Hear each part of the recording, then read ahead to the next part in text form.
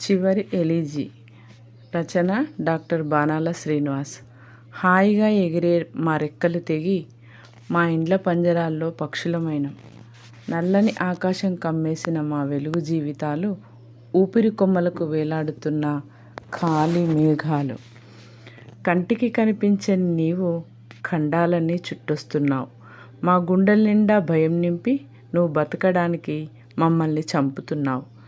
చైనాలో పుట్టిన నీవు ప్రపంచాన్ని వణికిస్తున్నావు.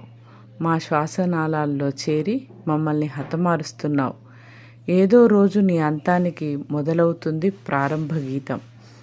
ఆ గీతమే నీ చిట్ట చివరి ఎలీజీ.